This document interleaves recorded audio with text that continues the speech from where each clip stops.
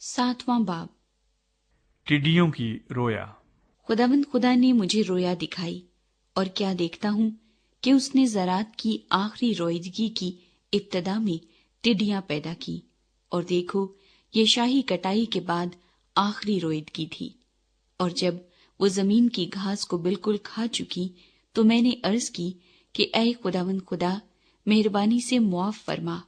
याकूब की क्या हकीकत है कि वो कायम रह सके, क्योंकि वो छोटा है। खुदावंद इससे बाज आया और उसने फरमाया कि यूं न होगा। आग की रोया।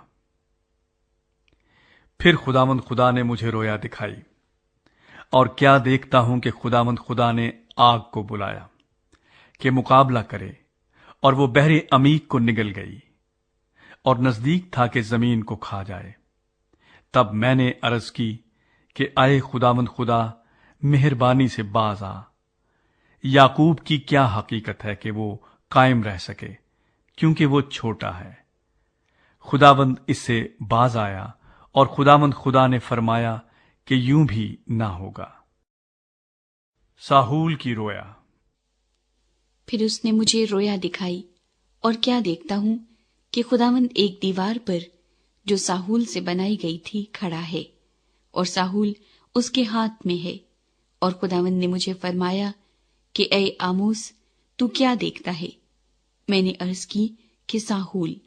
तब खुदावंद ने फरमाया, देख, मैं अपनी कौम इस्राएल में साहूल लटकाऊंगा, और मैं फिर उनसे दरगुजर न करूंगा, और इसहाक के ऊंचे मकाम बर्बाद होंगे, और इस्राएल के मकदस वीरान हो जाएंगे, और मैं यरबाम के घराने के खिलाफ तलवार लेकर उठूंगा। अमिस्या काहिन और आमूस।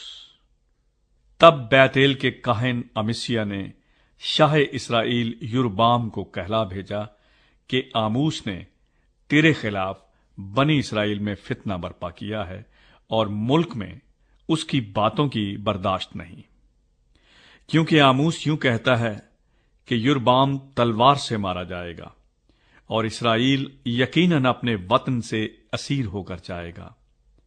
और अमिस्या ने आमूस से कहा, ऐ गैब गो, तू यहूदा के मुल्क को भाग जा, वहीं खा पी और नबूवत कर, पर बैतेल में फिर कभी नबूवत ना करना, क्योंकि ये बादशाह का मकदस और शाही महल है। तब आमूस ने अमिस्या को जवाब दिया कि मैं ना नबी हूं, ना नबी का बेटा, बल्कि चरवाहा और गूलर का फल बटोरने वाला हूं। और जब मैं गल्ले के पीछे पीछे जाता था तो खुदावंद ने मुझे लिया और फरमाया कि जा, मेरी कौम इस्राएल से नबूवत कर। बस अब तू खुदावंद का कलाम सुन। तू कहता है कि इस्राएल के खिलाफ नबूवत और इसहाक के घराने के खिलाफ कलाम न कर।